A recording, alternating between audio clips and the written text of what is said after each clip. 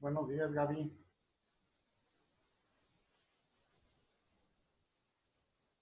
Buenos días, maestro.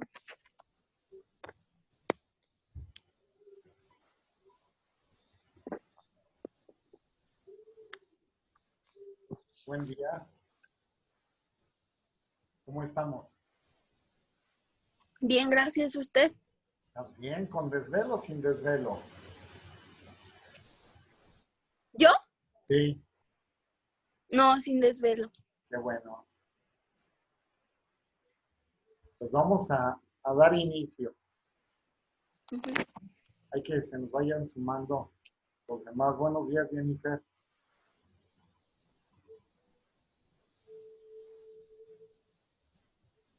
Buenos días. Bueno,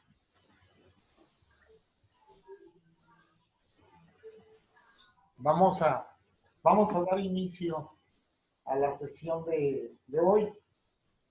El día de hoy vamos a identificar los principales modelos que son utilizados dentro de la orientación educativa. Y el 2, obtener los elementos importantes de los modelos de orientación educativa para el desarrollo de herramientas que les sirvan a ustedes en el ejercicio profesional. Ver los modelos y ver entonces luego qué herramientas nos proporcionan estos modelos. Es importante que ustedes vayan haciendo este ejercicio donde van a sustraer las cosas importantes que presentan los modelos para construir una base en el ejercicio de su profesión. Esto lo tienen que hacer en esta materia y todas las materias. Tienen que llegar a la sustancia, ir descartando lo que es paja y ir hacia el fondo, ¿no? ¿Sí? Entonces, vamos a dar inicio a esto. Perspectivas o enfoques teóricos de la orientación educativa.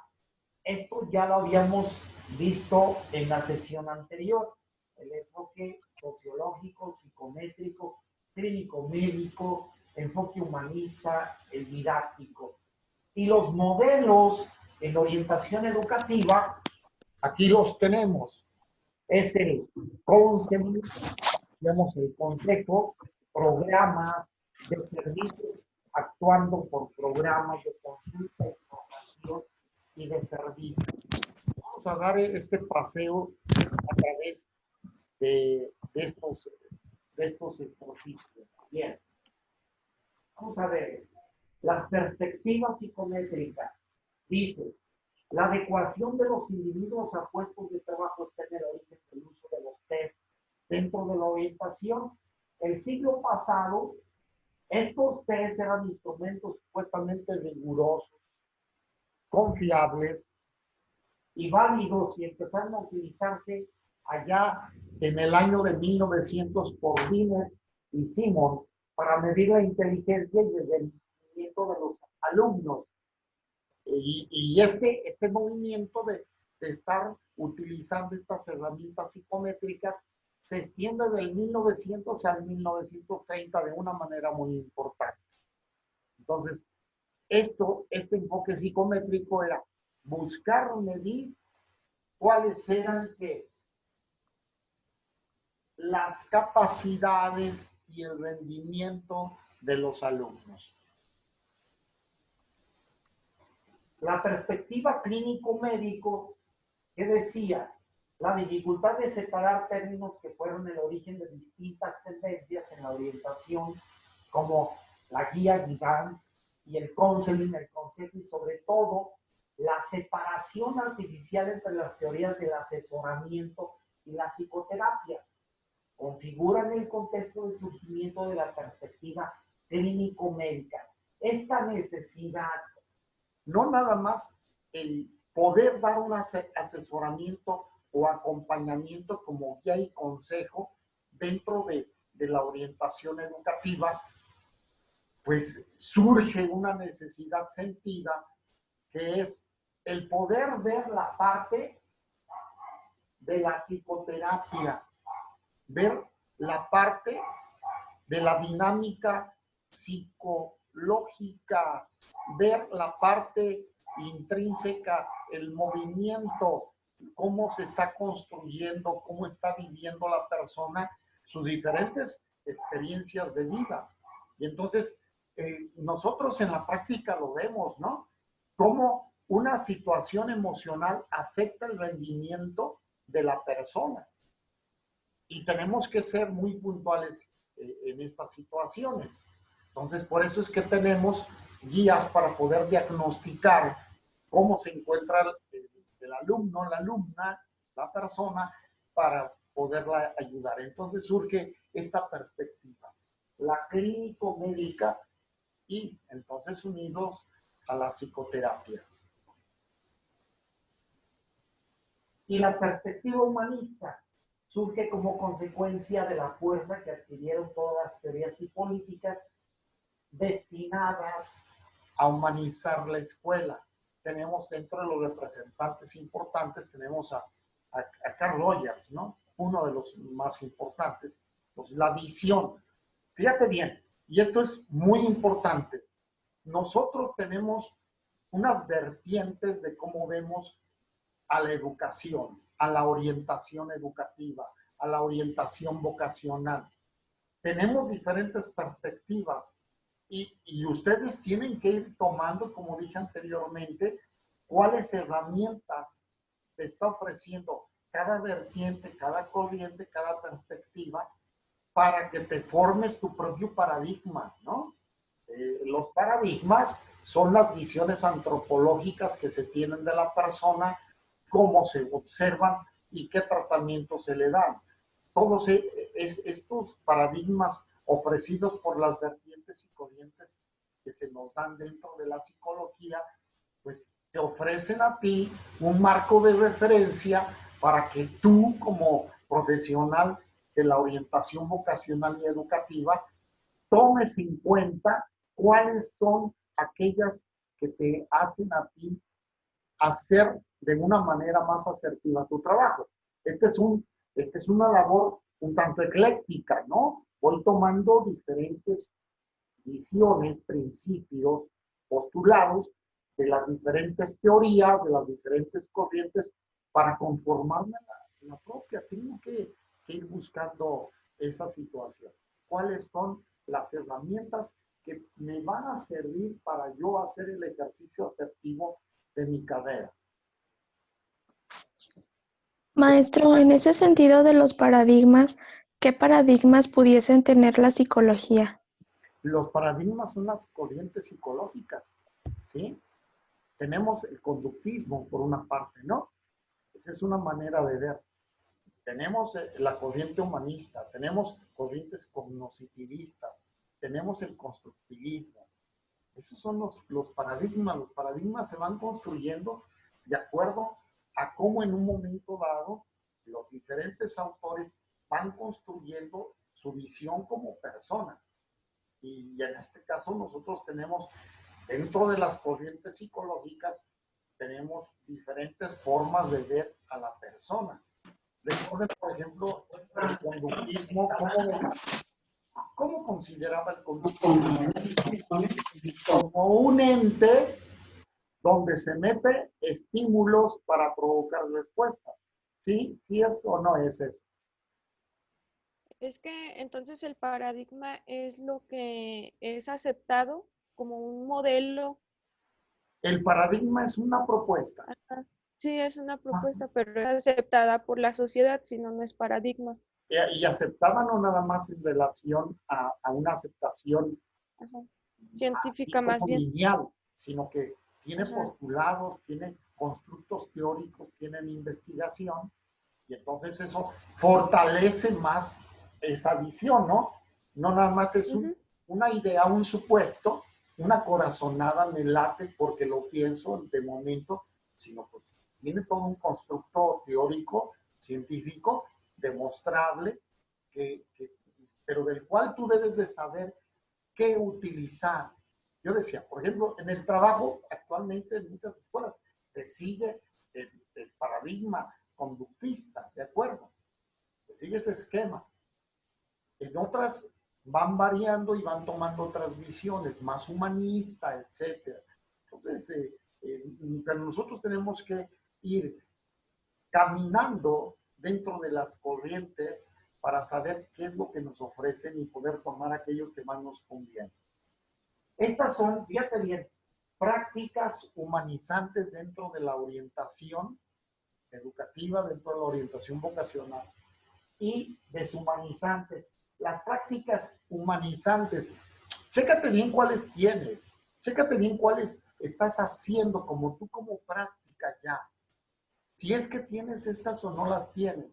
Por ejemplo, diálogo abierto, participación en la elaboración de las decisiones, aceptación y facilitación, compromiso y participación, relaciones auténticas y honestas, abierta a la experiencia, predominio del éxito, expectativas positivas, educación individualizada, flexibilidad y tolerancia, consideración y buenas maneras, estímulo de la expresión.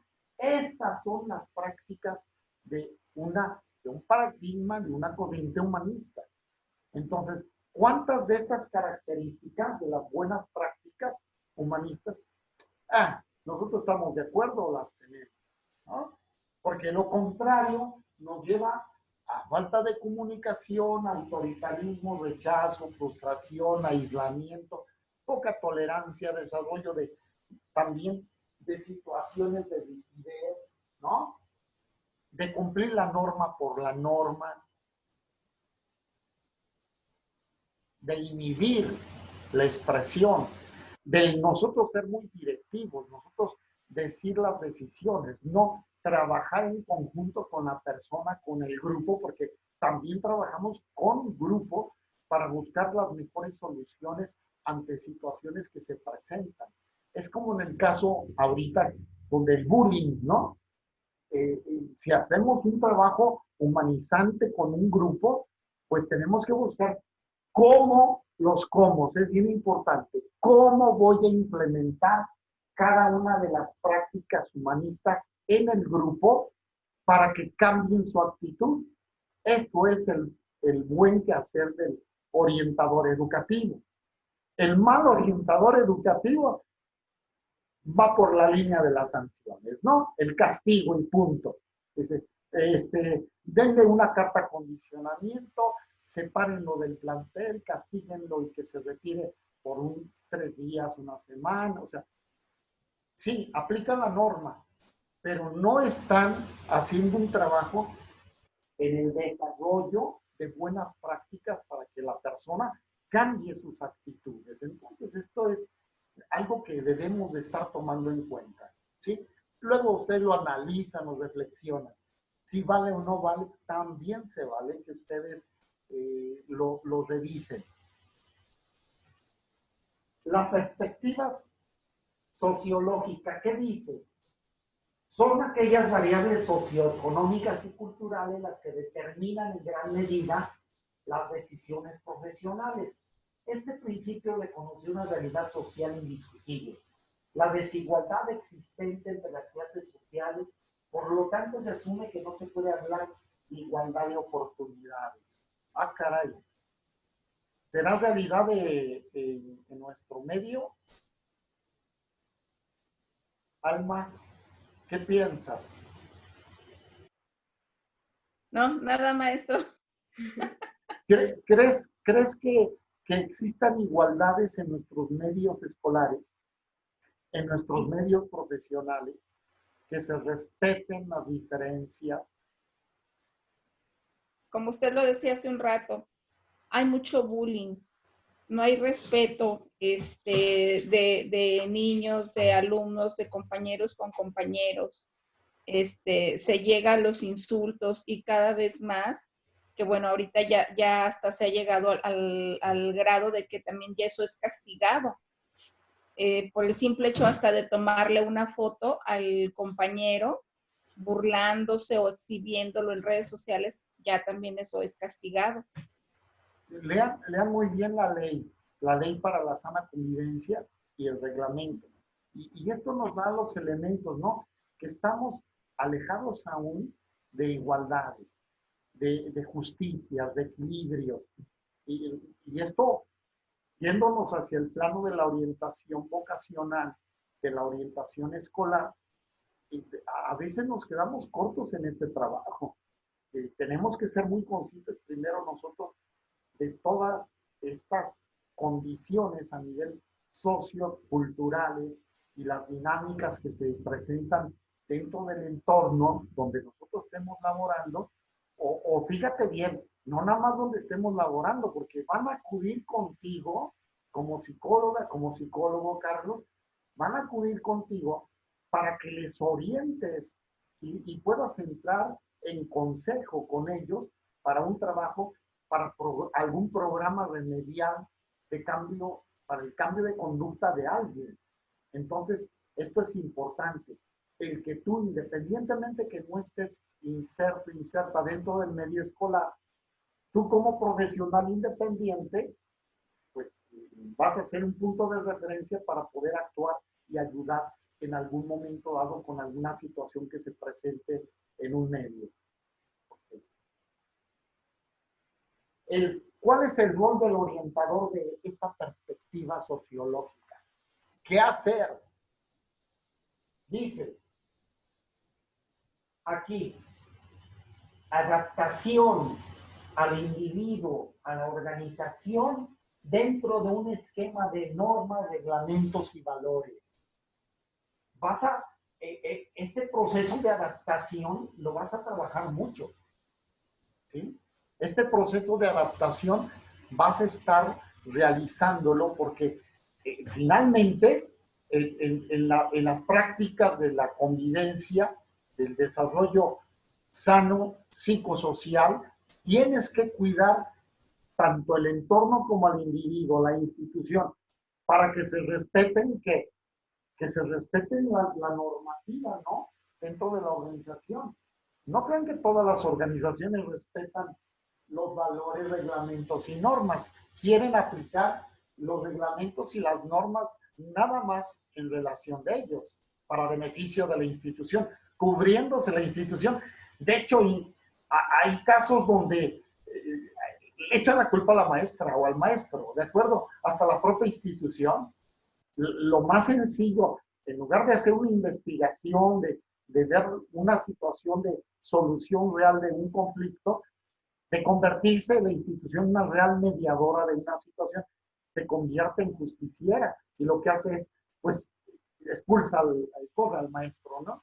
O corre al alumno, protege al maestro y corre al alumno, y entonces entran en esa situación. Por eso es que las leyes y los reglamentos a nivel ya legislativo se están orientando en que se haga justicia. Y no nada más ven al alumno, sino que están viendo ya también al maestro. Porque qué fácil es de acusar también a los maestros, ¿no? Entonces, se sigue un protocolo. Se tiene que dar un seguimiento a cada caso. Yo les decía anteriormente, qué importante es que ustedes entonces hagan expedientes. Y en las reuniones con padres de familia, con maestros, con directivos, se hagan actas donde se lea el acta, a qué se concluye, qué compromisos, hacia dónde se dirige la solución del conflicto que se está tratando, fecha y firmas. Y eso te va a servir como un referente. La perspectiva didáctica, ¿qué nos dice? La inclusión de la actividad orientadora en el proceso de enseñanza-aprendizaje es el contexto de surgimiento de la perspectiva didáctica. Hay que ver el proceso enseñanza-aprendizaje, este binomio importante. El estudio de los factores que influyen en la enseñanza, no solo desde el punto de vista del aula como espacio físico en el que se producen la mayoría de las interacciones entre el profesor y el alumno, sino también teniendo en cuenta los factores que vinculan el aula con el centro en particular y con la sociedad en general. el aula no es nada más un espacio donde suceden procesos de enseñanza-aprendizaje, sino que se va convirtiendo en un espacio donde se está vinculando y se está enseñando al alumno a interactuar de una manera adecuada con quién, con la comunidad educativa, con el entorno social. Esto es buenos aprendizajes. Decía un papá, oiga, pero conmigo sí se porta bien. Y le digo, pues sí, es que usted utiliza el sistema del cinto. Y aquí la maestra no le puede dar de cintarazos a su hijo para que obedezca y se ponga a hacer los ejercicios de clase. Entonces, cuando se da un buen aprendizaje es que se ejecuta, se generaliza de manera adecuada la conducta, el comportamiento en un espacio, en otro, en otro, en otro. Esos son buenos aprendizajes. Y vamos a entrar a los modelos. El concepto primero de modelo. ¿Qué es un modelo? Un modelo resulta ser un instrumento útil que explica y justifica una serie de acciones para intervenir en la práctica. Entonces, es un instrumento. El modelo es un instrumento, punto, que nos va a servir para nuestras prácticas. Los modelos son sistemas conceptuales que intentan representar aspectos interrelacionados de aspectos reales. Los modelos, como dice Bunge, dice, son sistemas conceptuales, pero que se relacionan en una realidad. Eso no se hace. El modelo no es un ente por acá en las nubes, ni mágico, ni porque se le ocurrió a alguien decir algo. No. Son instrumentos que ya se han aplicado y han resultado válidos. ¿Qué más son los modelos? Son estrategias fundamentadas que sirven de guía en el desarrollo del proceso de orientación en su conjunto. Son estrategias fundamentadas. Y aquí resalta la planificación, la puesta en práctica y la evaluación. Lo que no se mide y no se le da seguimiento y se evalúa, no funciona. Debemos de cumplir este circuito. Los modelos nos van a presentar esta oportunidad de la planificación, la puesta, las acciones y la evaluación. ¿Sí estamos de acuerdo, Chema? Sí, profe, nada más tengo una pequeña duda. Dime. Como quien dice, estos modelos tienen un respaldo científico comprobado, por así decirlo. Así es. Así es. Por eso no es únicamente una idea, un ente, yo dije acá por las nubes, mágico, ¿no? Es algo que está respaldado por ejercicios que se han realizado y con hechos que han sido comprobados. ¿Sí? Pero como todo modelo, hay modelos que funcionan para una situación de grupo o de institución, y hay otros que no te funcionan como tal. Les voy a platicar un poco. Por ejemplo, dentro de las aulas iberoamericanas, ¿no? En la educación básica, lo que antes les preocupaba y se interesaban era únicamente el rendimiento escolar, sin interesarse por el contexto que estaba viviendo el alumno. Hubo un alumno que tenía 14 años, sufre un derrame cerebral, lo deja con parálisis, ¿no? Con hemiplegia, la mitad de su cuerpo paralizado, y ya no lo aceptaron, ya no quisieron. Y entonces este muchachito hace su examen o su proceso de admisión en otra secundaria, en el hispanoamericano, y sigue con su rehabilitación y resulta ser que es brillante este muchacho. Cuando termina la secundaria, va y hace su proceso de admisión otra vez a la prepa de Lux. Y lo que sucedió, que lo aprobó, pero él decidió no irse ahí. Dijo, yo nomás quería demostrarles que yo estoy bien, que yo puedo, que tengo un problema motriz y este lo estoy superando, pero esas son, hay modelos dentro de las instituciones. ¿Cuál es el modelo que persigue cada institución? Eso está reflejado en la misión, en la visión, en los objetivos institucionales. Es ahí donde tú puedes ver. ¿Sí? Cuando tú quieras conocer una institución seria, lo van a tener primeramente plasmados en su misión, visión, objetivos, valores. Ahí los vas a ver. Otra cosa es que si lo llevan a práctica, pero ahí vas a ver ya un intento serio de un modelo que ellos quieren seguir. ¿Ok? ¿Sí estamos bien? Carlos. Maestro, ¿es con el modelo Montessori? ¿El qué, perdón? Es como el método de Montessori, el Ese modelo educativo, ¿no? Ese es un modelo, exactamente, ¿sí? Hay muchos modelos. Vamos a ver algunos y ahí se van a impactar o se van a reflejar algunos otros, ¿de acuerdo? Así es, modelo Montessori, que este es un modelo, ¿sí? El La Salle tiene un modelo, Y fíjate bien, qué curioso. Por ejemplo, en la bibliografía que tenemos comercial, no existen todos los libros, los escritos que se han dado dentro del lasallismo. El lasallismo tiene una pedagogía que data ya de 300 años y tiene escritos y fundamentos y trabajo. Tan es así que está presente en cuántos lugares. ¿En cuántos lugares del mundo existen escuelas lasallistas? Todo el mundo. Entonces, esto es importante. Nosotros tenemos la oportunidad de ir descubriendo los modelos a través de su plataforma pedagógica. ¿Qué es lo que trabajan? ¿Cuál es la visión de persona? ¿Cuál es la visión antropológica? ¿Cómo miran al ser humano?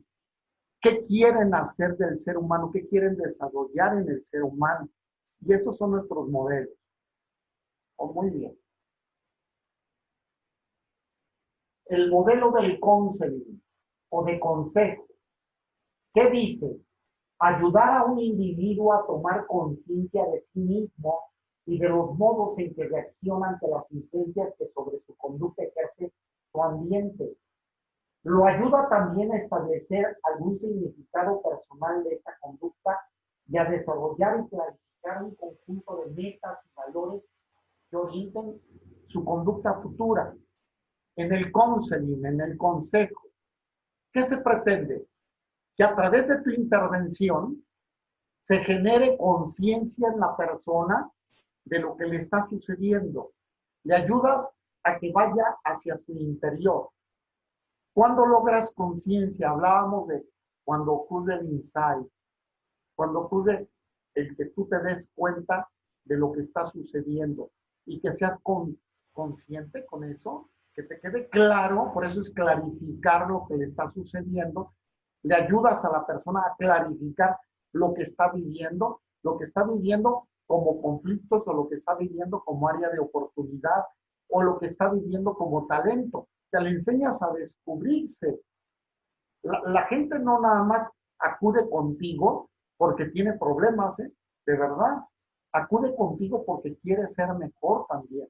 Y tú tienes que hacer un proceso a través de este modelo, un proceso para que la persona sea consciente de todo su talento, todas sus áreas de oportunidad, sus aprendizajes interesantes y dejar a un lado aquello que no está funcionando para que lo pueda hacer en diferentes escenarios, aquello que puede desarrollar, resolver, lo aplica, ¿no? Y lo vive.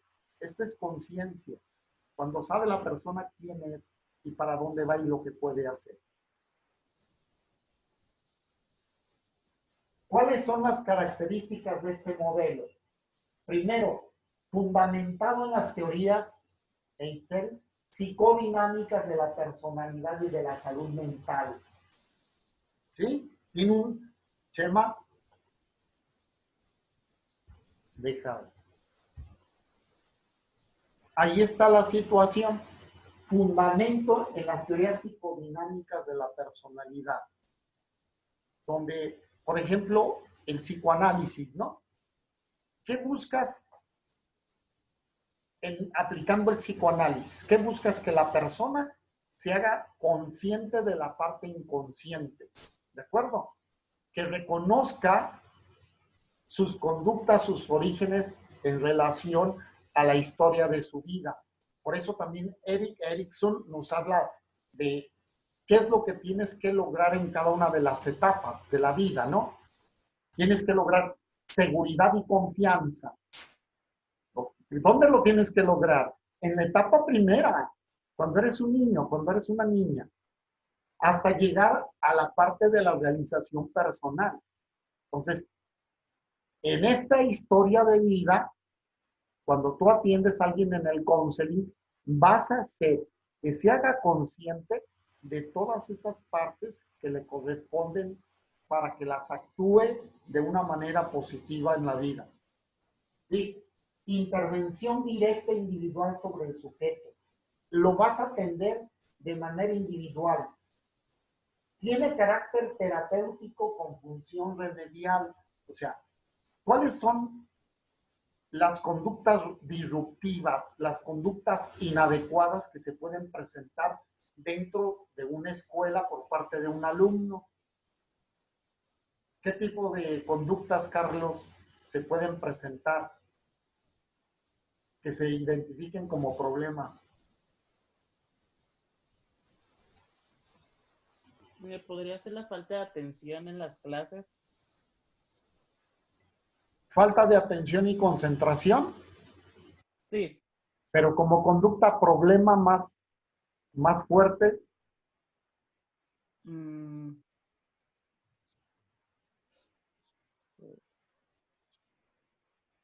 Alma lo comentaba anteriormente. Algo ¿Lo muy del común. bullying? ¿La qué? ¿Lo del bullying? Sí, por ejemplo, ¿no? Son conductas disruptivas, la impulsividad, el problema de relaciones interpersonales, etcétera. Todo eso tú lo vas a tratar para que la persona lo cambie. Por eso se llaman programas remediales. Pero en intervención ahora académica, fíjate bien, ahora en intervención académica, puedes tener alumnos que cursen el segundo grado de primaria y que no sepan leer. Y uno tiene que buscar programas remediales. O en matemáticas, van en sexto y no saben multiplicar. Y tú tienes que hacer programas remediales, ¿sí? A eso se llama remedial. Algo que deberías de tener y no lo has logrado. Y entonces tienes que hacer, tanto en su conducta como en el desarrollo académico, tienes que tener estrategias para que logre alcanzar, que logre superar, ¿sí? Esto es importante. Y el otro dice, papel muy activo único del orientador. Lo que tiene este modelo es que tú, como trabajas mucho en lo individual con el alumno, pues el maestro se queda un poquito fuera. Esa es una de las fallas, ¿no? Se puede cumplir y complementar con otras cosas, pero esa es una de las limitantes cuando se aplica solamente el concepto. El modelo de servicios, ¿en qué consiste? En la oferta de varios servicios que existen en la mayoría de los campos profesionales y cuya finalidad es atender a las disfunciones, carencias o necesidades que demanda por iniciativa propia la población. ¿Ustedes creen que todas las escuelas tienen todos los profesionales de la conducta? Ahí que tengan contratados psicólogo educativo, clínico, organizacional. ¿Creen que lo tengan? No, ni yo tampoco creo. Entonces, ¿Qué es lo que se hace en los modelos de servicio? Se contratan a profesionales para que vayan y den esas asesorías. Te voy a decir, tú vas a dar un curso de capacitación en relación a didáctica. Pues si tú tienes a una persona externa experta en didáctica, la llevas para que les enseñe estrategias de trabajo con los chavitos en relación a la enseñanza de las matemáticas, la física, la química, la biología. Esto es el enfoque el modelo de servicio. Haces uso de los profesionales que pueden sumar al trabajo de la institución para que sea mejor atendida la población. ¿Qué más es? Es evidente que la relación que mantienen los profesionales que ofertan servicios externos a los centros educativos con el profesorado y con las familias es muy poco profunda y suele estar muy poco coordinada. O sea, ¿qué se necesita? Coordinación. Es que el niño o el joven está siendo atendido por fuera. Modelo de servicios, está siendo atendido por fuera de la institución educativa. Sí, pero te falta a ti como responsable del departamento psicopedagógico de la institución tener los datos de la persona que lo está atendiendo y que te mande informes, reportes, qué se está haciendo, qué se está logrando y vincularse en comunicación para tener acuerdos. Y muchas veces nada más también uno se pierde, ¿no? Ya, no pone ninguna nota. Este niño está siendo atendido por Itzel. Perfecto. Su teléfono, dirección, el último reporte, el expediente.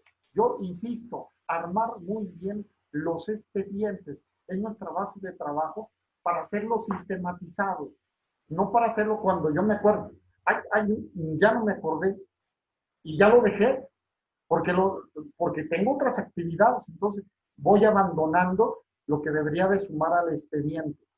Y tengo que sumar al expediente. Si hubo una reunión con este profesional que está dando ese servicio, hacer un acta con padres de familia y sumarlo al expediente. Y cuando nos volvemos a ver, fecha, tal, y nos volvemos a reunir, me comunico cómo va y checo con el profesorado si está dando resultado ese tipo de acompañamiento externo. Porque hay jóvenes que me dicen, pues no, pues yo no hago nada, nada más me siento y casi me duermo ahí. Y la persona que me está atendiendo me echa discursos, ¿no? ¿Se acuerdan dentro de la materia anterior, ¿no? La moraleja, la moralina, ¿sí? La moralina, perdón. Nos vamos a aventar discursos y no llegamos a un trabajo profundo con la persona y tenemos que hacer. ¿Ok? Bueno. Aquí vienen las características del modelo de servicios. Nos queda muy poco tiempo. Les voy a volver a subir esto, nada más quiero adelantarle antes de que se me corte. Aquellos que tienen pendiente de tareas, chéquense, por favor. ¿Sí? ¿Sí lo ven? ¿Mi libreta? Vean mi libreta. Bueno, aquí tengo la libreta y tengo el concentrado de sus tareas, ¿sí? Y hay algunos que me están faltando. No lo quiero decir así, pero échenles un grito, ¿no? Se los digo así, rápido, sin decir nada más. Carlos, me falta el del trabajo. Sandra, Lisbeth, Esmeralda, Jennifer, Miguel Ángel, Chema, me hacen falta algunas tareas. Échense un clavado en la plataforma cuáles les hace falta, ¿sí? Y si no, mándenme un mensaje a mi correo. ¿De acuerdo? Mándenme, profe, ¿cuál me hace falta? Yo no quiero que se vean afectados porque ya vienen los exámenes. ¿Sí? Ya se va a cortar, maestra. ¿eh? Pero échense un clavado en la plataforma. ¿Cuál les hace falta? En todas las clases hay un ejercicio. Chéquenlo, por favor. ¿De acuerdo? A los que no mencioné, quiere decir que están completas sus ejercicios.